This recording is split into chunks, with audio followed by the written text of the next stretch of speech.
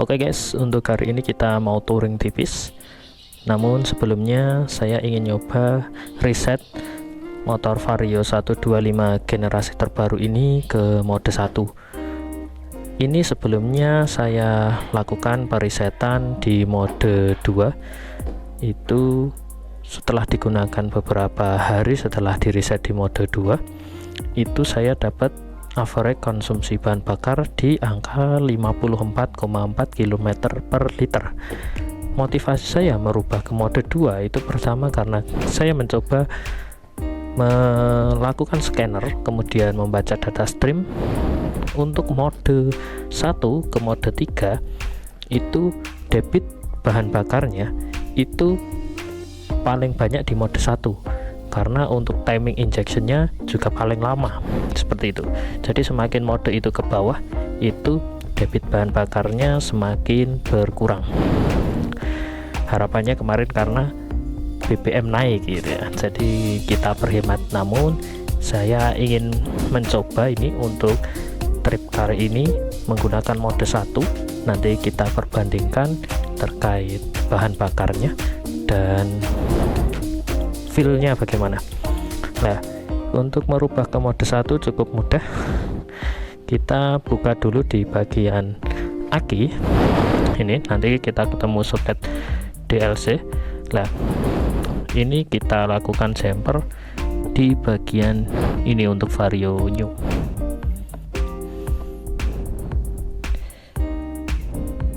Oke, di bagian ini tepatnya di kabel coklat dan hijau. Nah, kita sebelum ubah ke mode 1 kita reset terlebih dahulu dengan cara kita tarik gasnya, kita on kan.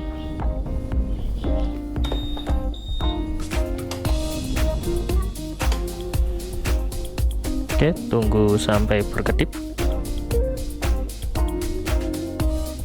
Nah, kita lepaskan, kita cabut tidak lebih dari 5 detik.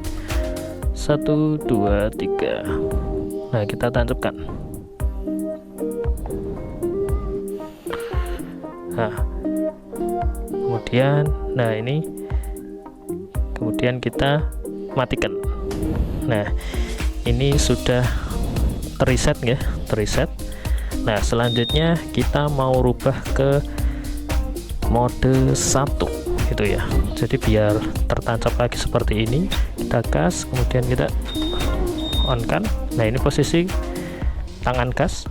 Nah, kita on kan ya. Tunggu sampai berkedip. Nah, kita lepas. Nah, ini sudah masuk ke mode 1. Nah, kedipannya cuma 1 kali. Nah, oke, kita matikan.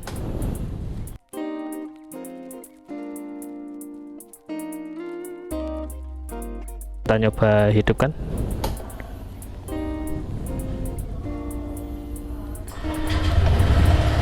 Nah, ini.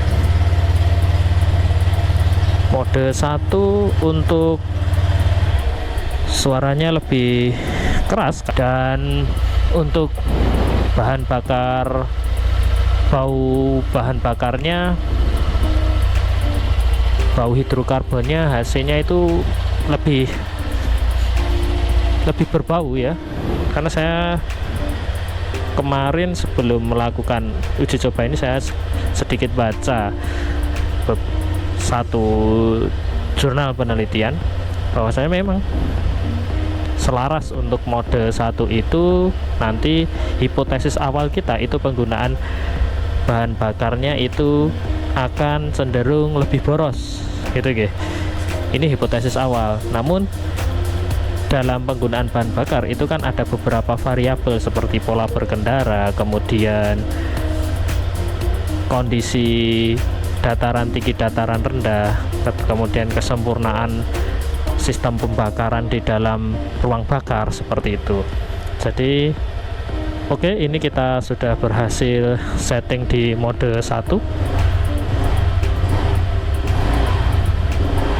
Selanjutnya kita akan gunakan untuk touring. Oke guys, bertemu lagi dengan channel Mito MV. Ini adalah video ketiga saya. Di trip kali ini kita mau nguji hasil settingan tadi. Jadi sebelum kita ngetrip, kita sempat setting motor ini ke mode 1 untuk mengetahui seberapa signifikan perbedaan konsumsi bahan bakar antara mode 1 dengan mode 2. Nanti kita dapat konsumsi bahan bakar di angka berapa, karena sebelumnya tadi sudah dapat data itu di 54,4 gitu ya. Jadi nanti kita cek setelah sampai di area ketepas gitu. Nah, BTW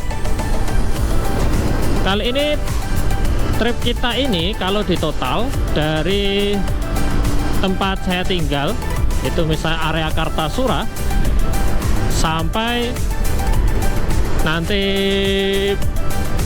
paling luar itu di Ketep ya, paling barat maksudnya dalam trip ini itu nanti sekitar 100 kilo jalur kita ini. Untuk dari Kartasura menuju Boyolali itu sudah langsung terasa ada elevasinya guys. Jadi karena memang untuk video kita yang pertama itu kan ke Tawangmangu, itu elevasi baru terasa ketika sampai di Karanganyar Kota, dan itu jaraknya 20 km dari tempat kami tinggal. Namun untuk area Kartasura ke Boyolali ini tidak harus sampai 20 km, bahkan baru 10 km itu sampai misalnya area daerah Banyudono itu sudah mulai ada elevasi, jadi mulai sedikit menanjak karena memang daerah Kartasura, Colomadu itu lebih dekat ke area gunung. Kalau ke barat nanti kita akan menemui Gunung Merapi dan Merbabu guys gitu.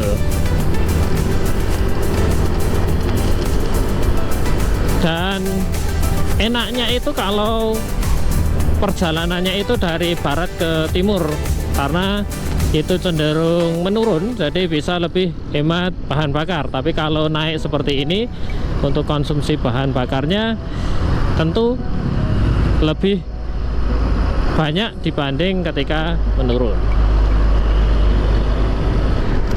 Oke, yang saya rasakan ketika berubah ke mode 1 ini guys, itu tentu karena debit bahan bakarnya lebih banyak, itu untuk kecepatan bawah 50 km per jam ke bawah itu tidak terasa ada berbet dan gas lebih responsif gitu.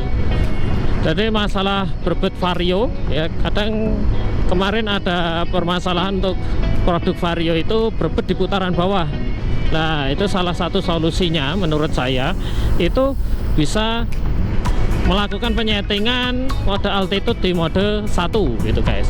Jadi dengan memperbanyak debit bahan bakar yang disemprotkan oleh injektor.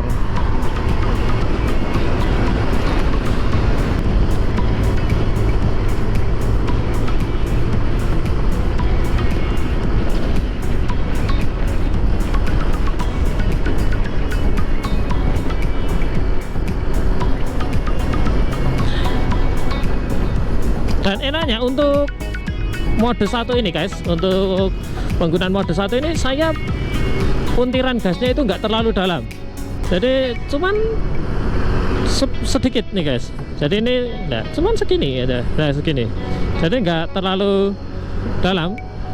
Kita putar gas sedikit aja itu sudah bisa berlari nih motor itu ya, jadi lebih bertenaga. Ya, untuk salip kanan salip kiri oke sih guys, gitu guys. Tuh.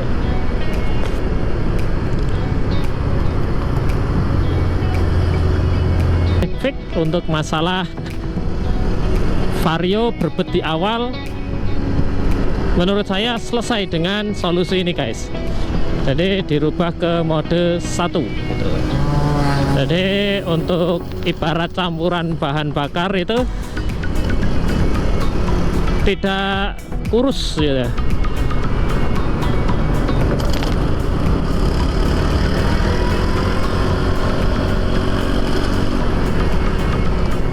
Dan ini guys, ini kita sudah sampai kota Boyolali. Jadi kota Boyolali itu cukup padat guys, cukup padat. Sepanjang kanan kiri jalan itu banyak ruko-ruko.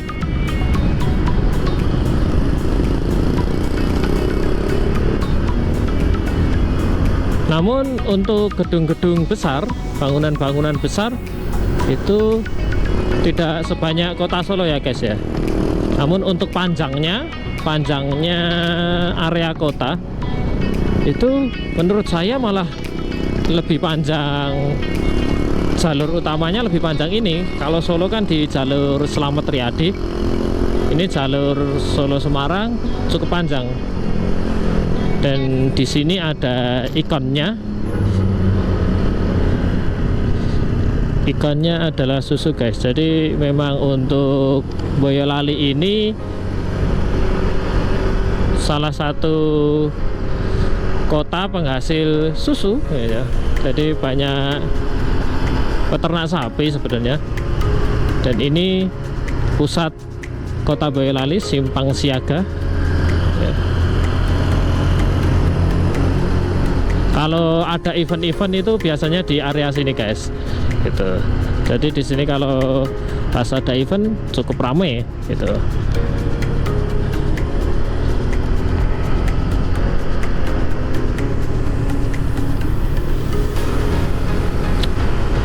Dan guys, ini untuk area kaki Gunung Merbabu. Sepertinya kondisinya cukup berawan, jadi biasanya kalau perjalanan ke area barat lewat Jalan Solo Semarang ini, di area Ampel ini kita sudah bisa melihat keindahan Gunung Merbabu guys. Tapi ini di jam 2.43, jadi kelihatannya kita dari sini belum bisa dapet view-nya gitu.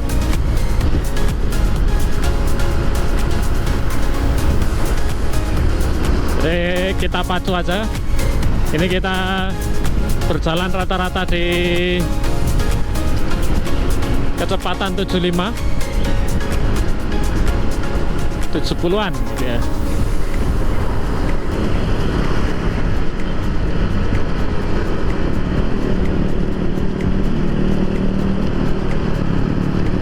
Ini jam 3 guys.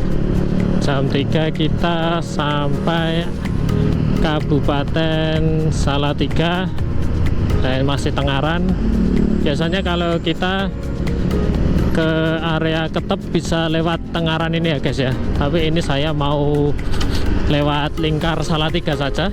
Jadi kalau lewat jalan itu tuh sempit.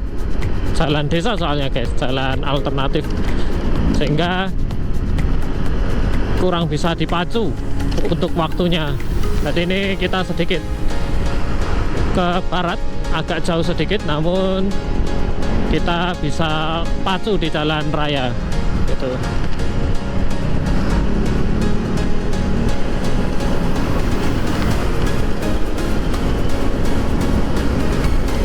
Dan kita cek baterai. Oh, masih bisa baterai.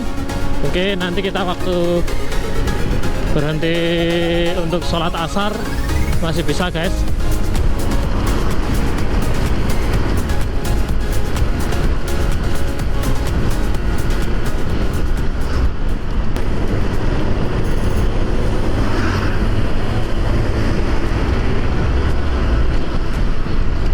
Oke guys, ini kita lihat untuk Dari Kabupaten Salatiga ini kalau kita mau ke Semarang itu tinggal 60 km ya. 60 km itu ibaratnya misalnya kita perjalanan setiap 20 km-nya itu mungkin normalnya kalau santai itu bisa dicapai dalam waktu sekitar ya 45 menit guys. Jadi ketika sampai Semarang berarti kita butuh waktu kurang lebih masih hampir 2 jam sampai Semarang. Nah kalau lurus itu kita ke kota Salatiga. Nah ini kita ambil jalur lingkar Salatiga saja tuh.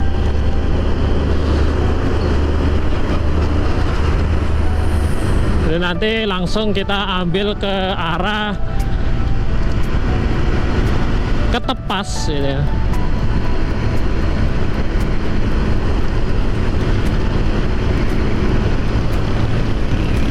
Memang agak jauh kalau mau ke Ketepas lewat sini guys, namun tadi kita bisa memacu kendaraan kita gitu.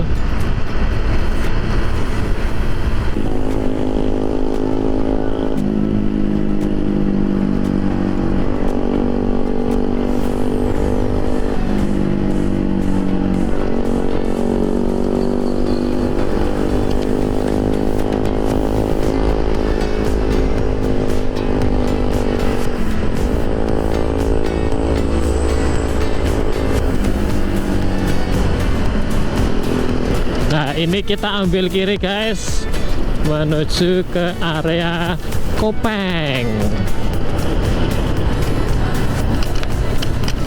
Wah, udah ada yang pakai jas hujan tuh guys. Apakah hujan ya guys ya?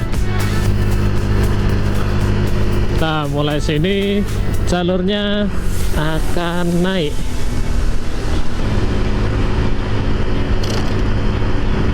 Bismillah, semoga saja sampai atas kita tidak kehujanan.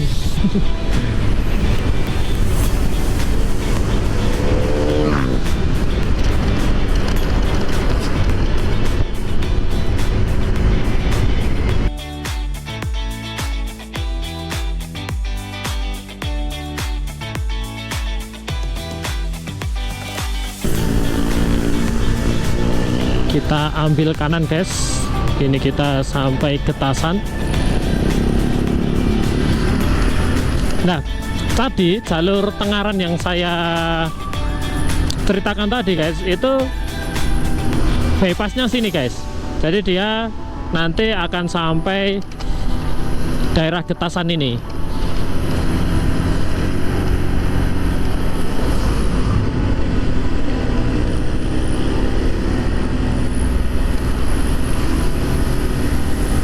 Oke, kita berhenti dulu untuk sholat dulu guys, karena sudah jam 3.14 dan di sini sepertinya untuk parkirnya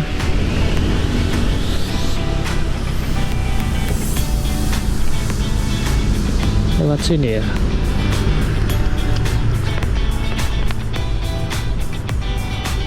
Coba kita cek ya.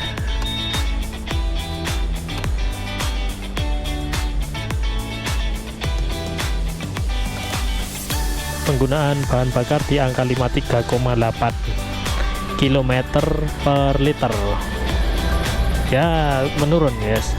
Mungkin karena treknya juga seperti itu.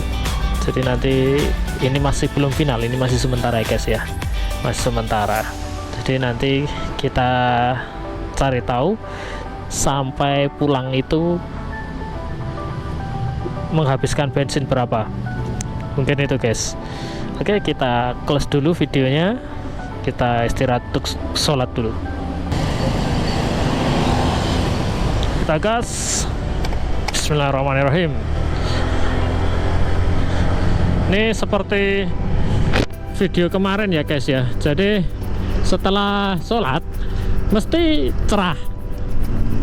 Jadi setelah sholat asar mesti terus cuacanya jadi cerah dan hujan reda guys.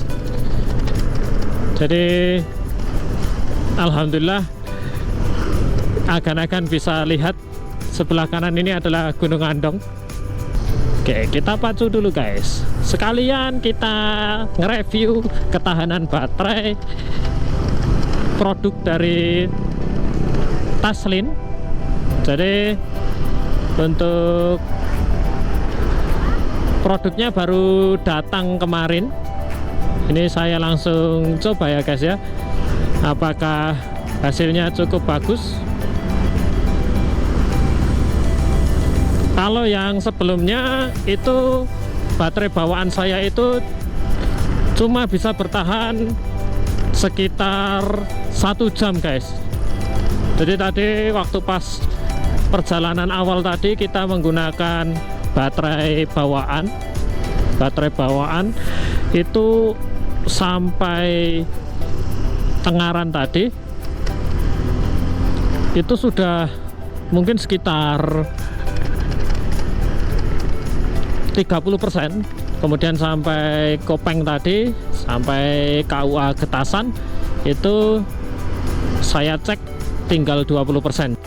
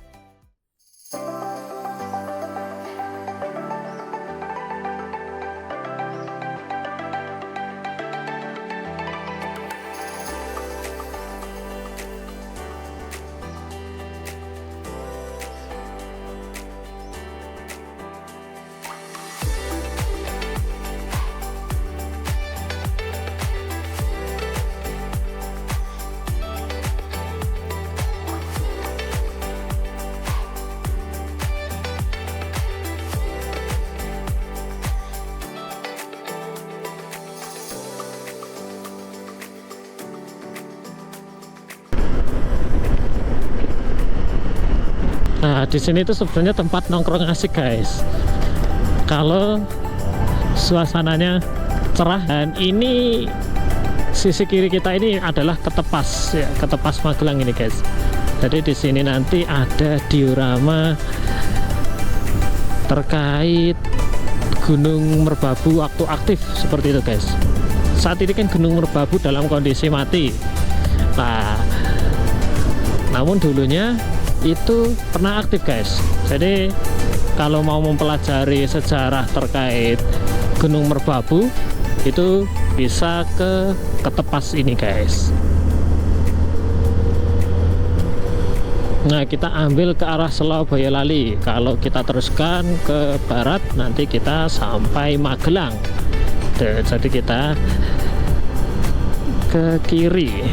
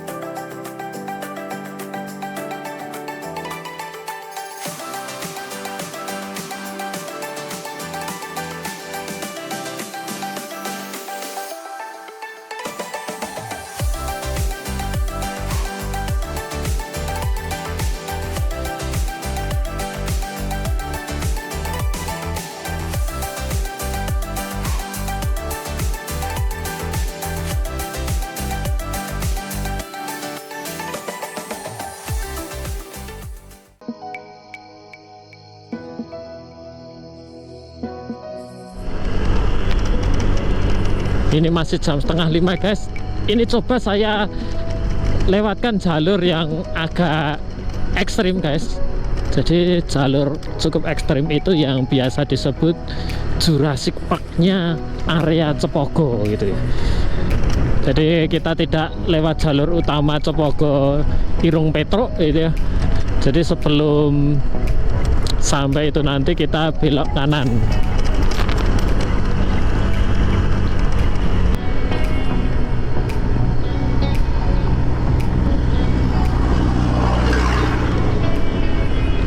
Berhenti di tempat yang agak landai di sini guys. Oke.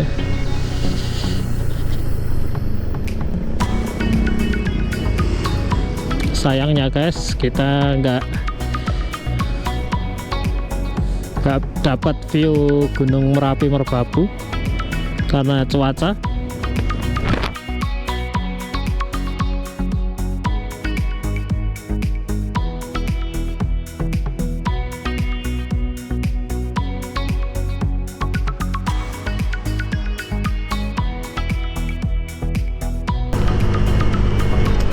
Alhamdulillahnya guys, meskipun kita nggak dapet pemandangan area pemandangan gunung ya, Gunung Merbabu Merapi, tapi enggak hujan, ini sudah bagus banget. Nah, oke, kita belok kanan guys, belok kanan. Nah, ini jalurnya, kita hati-hati.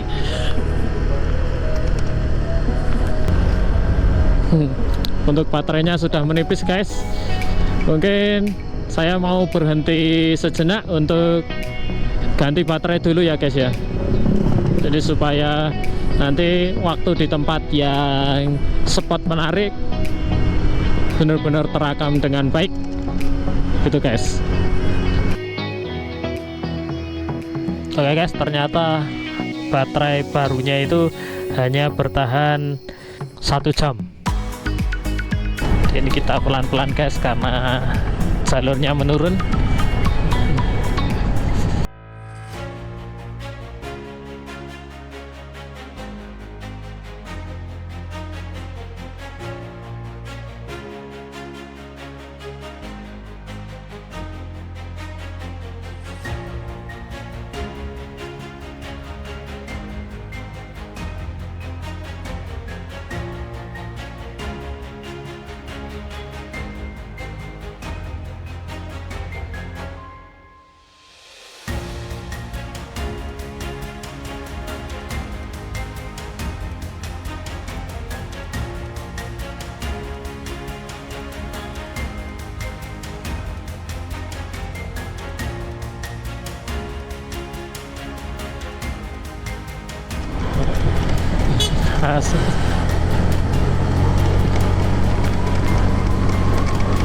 Jadi ramah sekali guys untuk warga desa, itu cukup ramah gitu ya. Jadi ketika kita sopan santun, unggah-ungguh dijaga, kita bisa saling sapa gitu.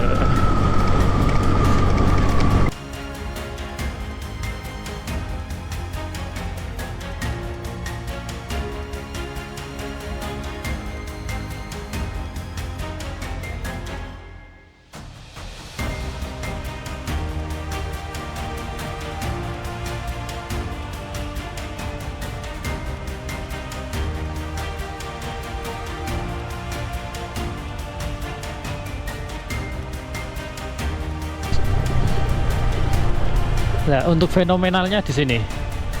Nah, ini dia guys. Ini fenomenalnya di sini. Seperti ini. Jadi bayangkan kalau kalian kesininya itu malam tuh guys. Gitu. Nah, ini pemandangan yang bisa kita dapat. Nah, di sini. Jadi inilah pemandangannya guys. Pemandangannya di sini. Jadi kita memang bener kayak Jurassic Park.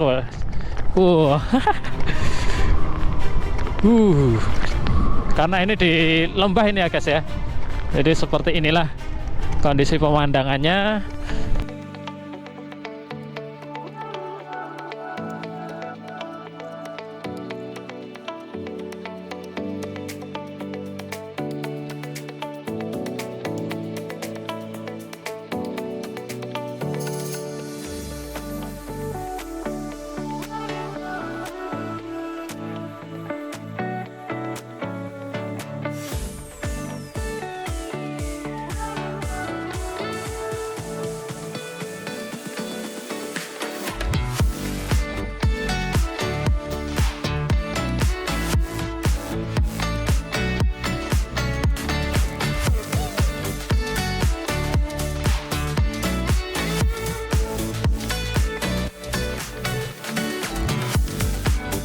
sepertinya kita langsung lanjut saja guys. Jadi keburu gelap, ini sudah jam setengah 6 guys. Jadi ini nanti kita lewatnya ke sini, kemudian kita ke Masjid Al-Amin mulai. Jadi kita bawa aja ini HP-nya. Oke guys, mungkin untuk video touring yang ketiga kali ini kita cukupkan. Jadi perjalanan kita masih jauh, ini masih harus ke Boyolali Kota, dan ini nanti melalui karakter jalan perdesaan seperti sebelum sampai ke area ini. Dan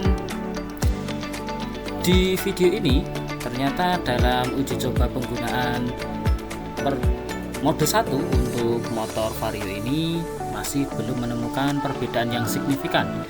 Jadi di hasil akhir ketika sampai Boyolali Kota, kami menemui di dashboard motor itu tertera penggunaan bahan bakar average-nya itu di angka 54,4, cukup presisi dengan awal sebelum kita setting ke mode 1. Jadi ini perlu dilakukan uji coba ulang dengan mungkin di trek jalanan datar atau kota, sehingga memberikan hasil yang lebih konsisten. Apakah benar tidak ada perbedaan yang signifikan, atau memang membuktikan bahwasannya pola berkendara kemudian trek jalur itu sangat mempengaruhi terhadap pola pemakaian bahan bakar. Seperti itu. Sampai jumpa di video berikutnya. See you di video berikutnya. Bye bye.